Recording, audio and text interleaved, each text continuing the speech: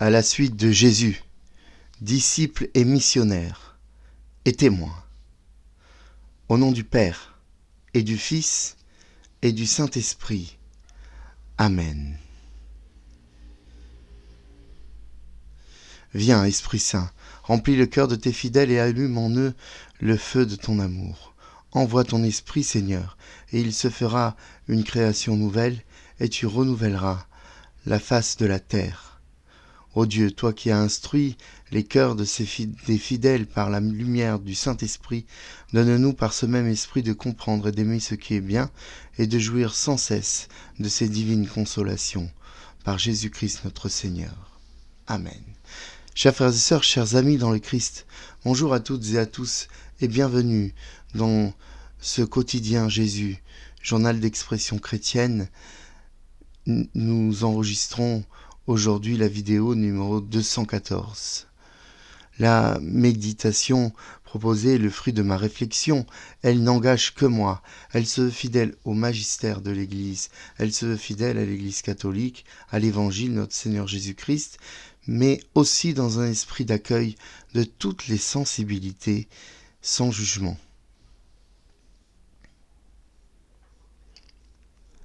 Aujourd'hui, donc, nous sommes le dimanche 14 janvier 2024, le deuxième dimanche du temps ordinaire. Nous entrons dans la deuxième semaine du temps ordinaire et nous allons parler de mission, nous allons parler de disciples, nous allons parler d'envoi et d'appel de notre Seigneur Jésus-Christ. Confions cette méditation à notre Seigneur. Confions-lui toutes nos prières. Seigneur, pardonne-nous, car nous sommes pécheurs. Je confesse à Dieu Tout-Puissant, et je reconnais devant vous, frères et sœurs, que j'ai péché en pensée, en parole, par action et par omission. Oui, j'ai vraiment péché. C'est pourquoi je supplie la bienheureuse Vierge Marie, les anges et tous les saints, et vous aussi, frères et sœurs, de prier pour moi, le Seigneur notre Dieu. Que Dieu Tout-Puissant nous fasse miséricorde, qu'il nous pardonne nos péchés et qu'il nous conduise en sa vie éternelle. Amen. Seigneur, prends pitié. Ô Christ, prends pitié. Seigneur, prends pitié. Seigneur, écoute-nous. Seigneur, exauce-nous. Chers frères et sœurs, chers amis dans le Christ, dans le livre des Proverbes, l'un d'eux dit ceci: à trop parler, on n'évite pas le péché, qui tient sa langue est bien avisé. C'est au chapitre 10, verset 19. Même la sagesse populaire nous apprend qu'il faut tourner sa langue 7 fois dans sa bouche avant de parler. Ben Sira le sage nous dit aussi: vois, tu entoures ton domaine d'une haie d'épines, tu mets sous clé ton argent et ton or, eh bien pèse aussi tes mots sur une balance et mets à ta bouche porte et verrou. Prends garde que la langue ne te fasse pas trébucher, tu tomberais devant celui qui te guette. C'est au chapitre 28, versets 24 à 26 du Siracide, Ben Sira le sage. Oui, frères et sœurs, vous le savez, les mots peuvent blesser plus que des coups. Les mots peuvent tuer. À parler trop vite, on dit des choses irréfléchies. Il y eut un temps où les responsables, les savants, les chefs d'État, les ministres, ceux dont la parole est publique, prenaient le temps de réfléchir, le temps du silence, le temps du jugement réservé qui m'est si cher. Notre monde s'est laissé plonger dans l'immédiateté d'une actualité constante. Des caméras qui suivent et enregistrent presque tout. Des commentateurs qui osent tout, y compris révéler ce qui appartient à la vie privée. Société puritaine qui ne pardonne rien, qui condamne tout. Le philosophe Socrate nous aide par 3 questions. Avant chaque parole, demandons-nous si ce que l'on va dire est vrai, si ce que l'on va dire est bon, si ce que l'on va dire est utile. Si une parole n'est ni vraie, ni bonne, ni utile, pourquoi la dire ? Si Socrate dit des choses intéressantes, notre référence à nous, c'est Jésus. Le Verbe de Dieu a parlé. Tout a été vrai, bon et utile. Révélation des intuitions de certains. Révélation totale et complète. Si chacun de nous s'appliquait ces 3 questions, bien des paroles assassines n'auraient pas lieu. Que Dieu nous guide. Dans les textes de la liturgie du jour, nous avons beaucoup de mines et de pépites d'or. Et nous avons notamment ce passage du premier livre de Samuel, dans lequel le petit Samuel, qui est avec le prêtre Élie, à ne pas confondre avec Élie le prophète, et Samuel entend qu'on l'appelle, et il va voir le prêtre Élie en disant « Tu m'as appelé, me voici », mais Élie dit « Ce n'est pas moi qui t'ai appelé ». Et puis cela recommence une 2e fois, une 3e fois, puis à la 3e fois, Élie comprend qu'il s'agit du Seigneur, et lui dit « Va te recoucher, et s'il t'appelle, tu diras « Parle, Seigneur, ton serviteur écoute ». Alors le Seigneur, comme les autres fois, appelle « Samuel, Samuel », et Samuel répondit « Parle, ton serviteur écoute ». Le Samuel grandit, le Seigneur était avec lui, et il ne laissa aucune de ses paroles sans effet.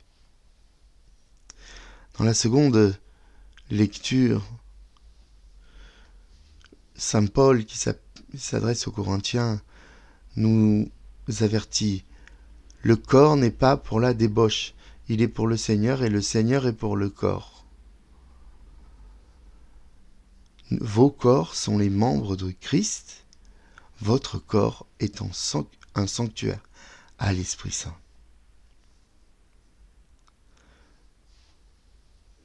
Nous lisons aujourd'hui dans l'évangile de notre Seigneur Jésus-Christ selon saint Jean. Alléluia, Alléluia, Alléluia, Alléluia, Alléluia, Alléluia, Alléluia.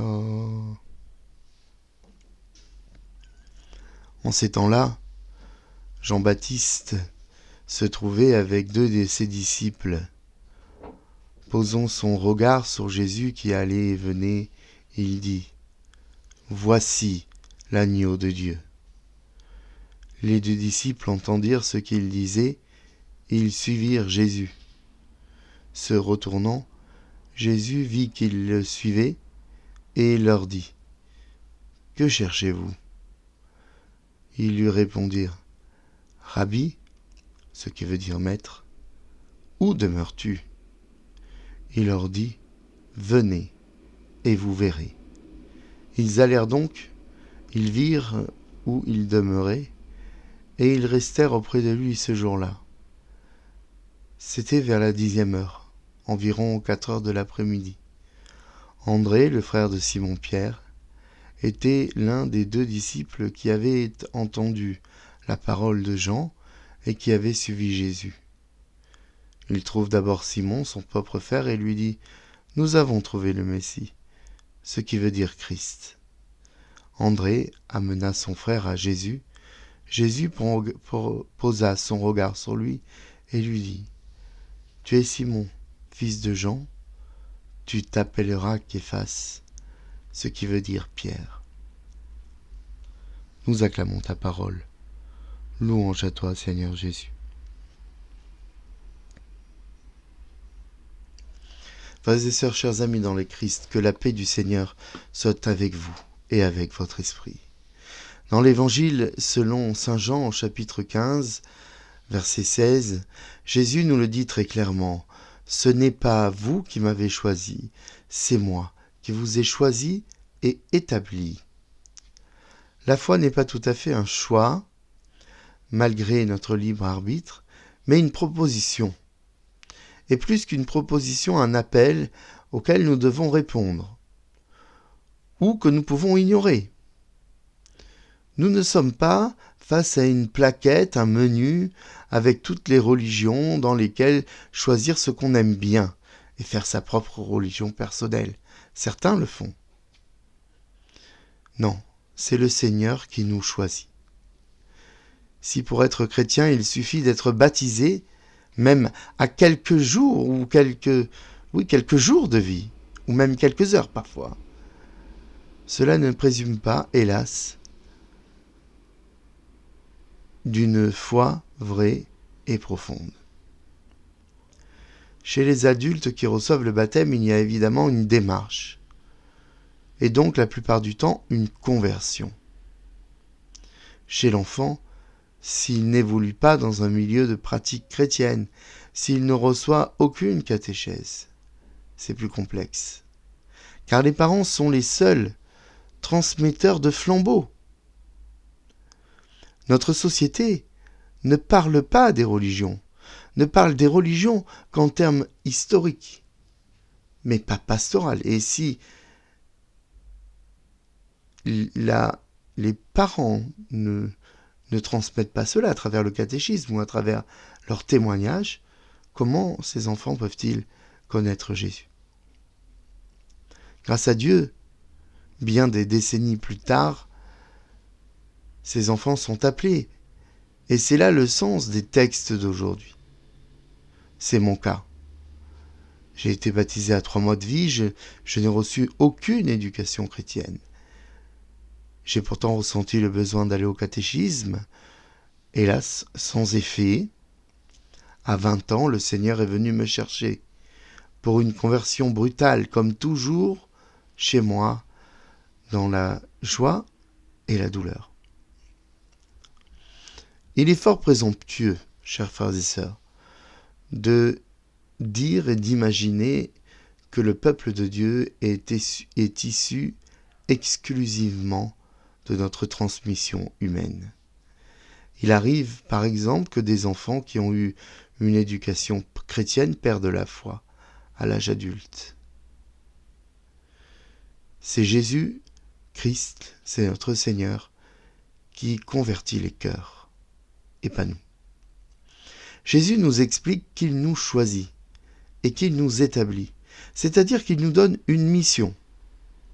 Jésus ne fait pas une sélection, mais il vient tous nous chercher, taper à notre porte, sans jamais la forcer. Si nous n'ouvrons pas, Jésus ne peut pas entrer. Certains font le choix de ne pas le suivre, ou de le suivre plus tard aussi. Parfois il y a un appel et la réponse est différée. D'autres, hélas, se campent dans un athéisme religieusement rigoureux ou dans un antichristianisme virulent. D'autres encore se tournent vers d'autres religions. Le Seigneur appelle. Et il appelle, il a appelé depuis le début de la création. Il a créé l'humain à son image, selon sa ressemblance. Des atomes de la terre, de la glaise, c'est ce qu'il dit à propos d'Adam, le terreux, auquel il a insufflé la vie par une âme spirituelle. Dieu a appelé Noé, afin que Noé prépare la suite du déluge à venir, en conservant dans son arche toutes les espèces vivantes destinées à survivre au jour de submersion, destinées à repeupler la terre, lavée des péchés de la première humanité.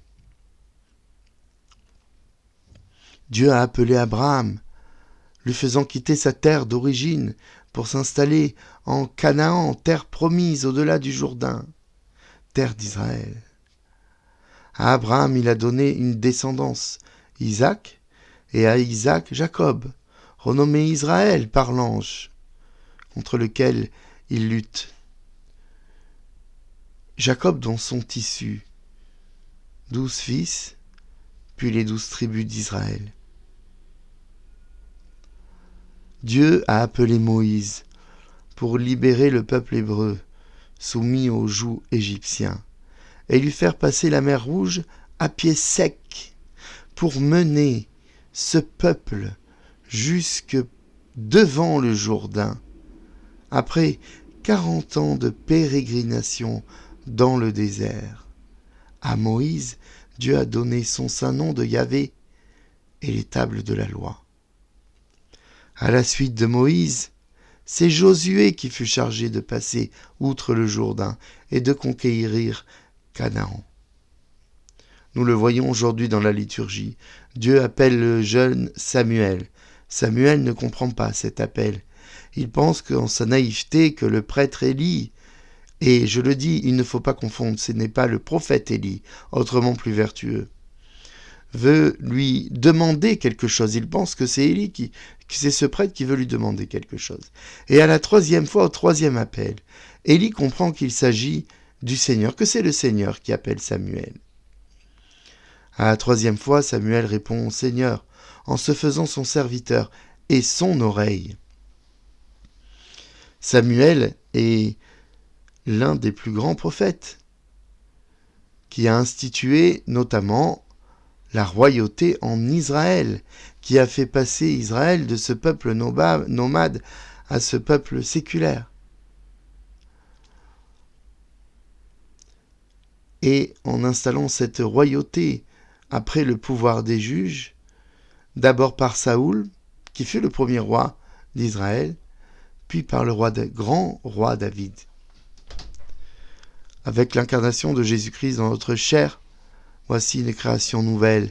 Et lorsque Jésus commence sa vie publique, à l'âge de 30 ans, il sera baptisé par Jean, alors qu'il n'en avait pas besoin pour nous montrer l'exemple et sanctifier toutes les eaux des baptistères. Par ce baptême, il nous révèle la vérité trinitaire, lui, le Fils de Dieu, sur qui l'Esprit descend, et que la voix du Père magnifie. Jésus nous précise l'intimité de Dieu, le Dieu un et 3 fois saint, dans les personnes divines du Père, du Fils et du Saint-Esprit. André est le premier à vouloir suivre Jésus. Il est impressionné. Il ose à peine lui poser une question avec un autre ou une autre disciple et lui demande où il habite. Et Jésus l'invite à venir voir. À son retour, il retrouve son frère qu'il présente à Jésus. Et ce frère, c'est Simon, que Jésus reconnaît et que Jésus renomme Pierre. Oui, Pierre, c'est cette pierre humaine, ce roc imparfait, mais ce roc quand même, qui malgré ses défauts, après la mort de Jésus, après sa résurrection et surtout après la Pentecôte et l'effusion de l'Esprit Saint, prend la parole devant la foule et devient le chef de l'Église balbutiante. On considère que Pierre est le premier pape, non pas un pape comme le pape d'aujourd'hui. C'était les débuts, mais déjà comme le vicaire du Christ, celui qui témoigne du Christ jusqu'à sa mort. Le pape François nous appelle aujourd'hui à être des disciples missionnaires. Il incite sur le tirer entre les deux mots, car il estime que l'un ne va pas sans l'autre. Le disciple est celui qui se fait élève de Jésus-Christ, qui suit son enseignement, qui se met à sa suite. Le missionnaire est celui qui part, qui va trouver les périphéries, puis évangéliser, proclamer la parole de Dieu. Aussi, le disciple missionnaire est dans un mouvement, du Christ au disciple missionnaire, du disciple missionnaire au monde. Il faut faire sortir l'Église là où on en a besoin. et ne pas attendre que les gens viennent dans l'Église. Il n'y a ni petite ni grande mission, chers frères et sœurs, mais une mission pour chacun de nous, adaptée à nous, dont nous sommes capables, même si d'emblée cela ne nous convient pas, cela ne nous correspond pas à notre vision des choses. Il y a une part de discernement, bien sûr, et il y a une part d'obéissance. La mission, quant à elle, rend la joie, donne la joie, fait des chrétiens heureux. Et c'est là une des façons de savoir que nous avons la bonne mission. Notre corps est un membre du Christ, et tous ensemble nous formons l'Église, cette Église qu'on critique si souvent, alors que l'Église, c'est nous. Notre corps est le temple de l'Esprit Saint, et par nous, il permet à la volonté de Dieu de s'accomplir. Oui, nous sommes de Dieu, nous sommes à Dieu, nous sommes en Dieu. Oui, nous devons nous rendre dignes, rendre notre corps et notre cœur dignes de cet Esprit Saint qui nous habite. Nous devons rendre gloire, dire merci, car Saint Paul nous le dit, c'est à grand prix que nous avons été rachetés et achetés, le prix du sacrifice, le prix de la souffrance, le prix du sang, le sang de notre Seigneur Jésus-Christ, cloué sur la croix pour l'expiation de tous nos péchés. Amen. Alléluia. Que la paix du Seigneur soit toujours avec vous. Prions. Seigneur, nous te demandons, notre communauté te demande aujourd'hui et te supplie de nous aider à devenir des disciples missionnaires, à témoigner en vérité de toi, de ton évangile, de ton exemple, de t'imiter pour te ressembler et pour qu'on ne soit pas à l'origine de la fuite de certains, mais qu'on nous reconnaisse à la façon dont nous t'aimons, dont nous aimons et dont nous nous aimons, par toi qui es Dieu né de Dieu, dans la gloire du Père et l'unité de l'Esprit Saint. Amen. Oremus. Dieu éternel et tout-puissant qui régit l'univers du ciel et de la terre, exauce en ta bonté les prières de ton peuple et fais à notre temps la grâce de la paix.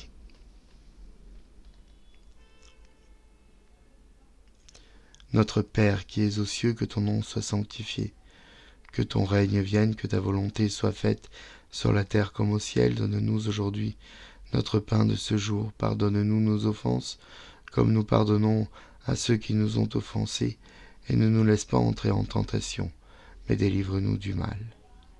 Je vous salue Marie, pleine de grâce. Le Seigneur est avec vous. Vous êtes bénie entre toutes les femmes, et Jésus, fruit de vos entrailles, est béni. Sainte Marie, Mère de Dieu, priez pour nous pauvres pécheurs, maintenant et à l'heure de notre mort. Amen. Gloire au Père, au Fils, au Saint-Esprit, comme il était au commencement, maintenant et toujours, et dans les siècles des siècles. Amen. Ô mon Jésus, pardonne-nous nos péchés, préserve-nous du feu de l'enfer, et conduis au ciel toutes les âmes, surtout celles qui ont le plus besoin de ta divine miséricorde. Chers frères et sœurs, chers amis dans le Christ, je vous souhaite à toutes et à tous un bon dimanche. Je vous souhaite à toutes et à tous une bonne semaine, deuxième semaine ordinaire, deuxième semaine dans notre monde.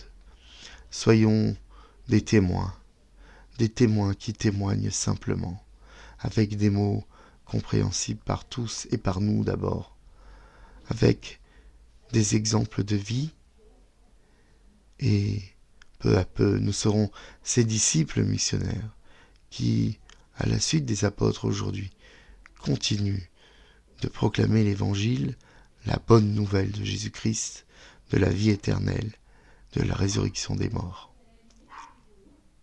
Demandons au Seigneur qu'il nous bénisse, lui qui est Père et Fils et Saint-Esprit. Amen. Bonne journée à tous et à bientôt sur cette chaîne du Quotidien Jésus.